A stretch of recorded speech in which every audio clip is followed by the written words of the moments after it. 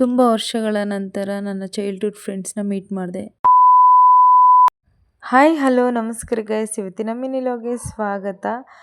ಇವತ್ತು ನನ್ನ ಫ್ರೆಂಡ್ ತಮ್ಮಂದು ಮದುವೆ ಇತ್ತು ರೆಡ್ಡಿ ಚೌಟ್ರಿಲಿ. ಸೊ ಹಾಗಾಗಿ ಮದುವೆಗೆ ಬಂದಿದ್ವಿ.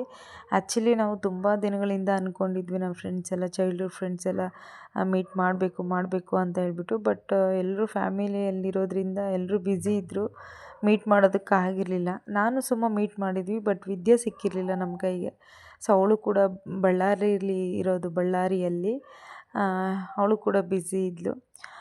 ಈಗ ಫೈನಲಿ ಅವ್ಳ ತಮ್ಮನ ಮದುವೆಗೆ ಎಲ್ಲರೂ ಮೀಟ್ ಮಾಡಿದ್ವು.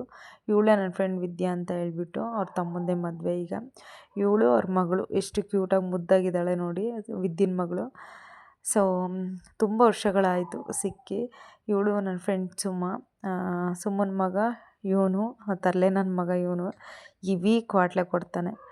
ಸೊ ಇವರು ವಿದ್ಯಾ ಇದ್ದಾಳಲ್ಲ, ಅವ್ರ ಅಪ್ಪಾಜಿ ತುಂಬ ಪ್ರೀತಿಯಿಂದ ಮಾತಾಡಿಸ್ತಾರೆ. ಅವಾಗ ಹೆಂಗೆ ಮಾತಾಡಿಸ್ತಿದ್ರು ಈಗಲೂ ಹಂಗೆ ಮಾತಾಡಿಸ್ತಾರೆ. ಊರಿಗೆ ಬನ್ನಿರಿ, ಎಲ್ಲರೂ ಚೆನ್ನಾಗಿದ್ದೀರಾ ಅಂತ ಎಲ್ಲ ವಿಚಾರಿಸ್ಕೊಳ್ತಾ ಇದ್ದರು. ಅವ್ರದ್ದು ಕೂಡ ಸ್ವಲ್ಪ ಒಂದಷ್ಟು ಸ್ಟೋರಿಗಳ್ನ ಹೇಳ್ತಾ ಇದ್ದರು. ಆ್ಯಂಡ್ ತುಂಬ ಖುಷಿಯಾಯಿತು ನನಗಂತೂ ಸಿಕ್ಕಾಪಟ್ಟೆ. ಯಾಕಂದರೆ ತುಂಬ ವರ್ಷಗಳಾದಮೇಲೆ ಸಿಕ್ಕಿರೋವಂಥದ್ದು.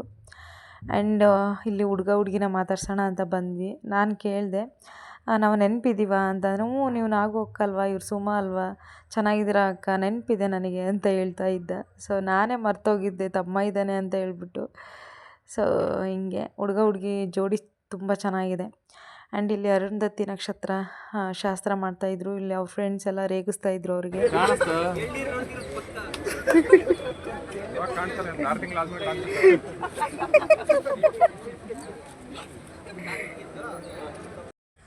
ಹಾಗೆ ಅಂಕಲ್ ಆಂಟಿ ಜೊತೆ ಒಂದಷ್ಟು ಫೋಟೋಸ್ ಎಲ್ಲ ತೆಗೆಸ್ಕೊಂಡು ನಾವು ಊಟಕ್ಕೆ ಹೋದ್ವಿ.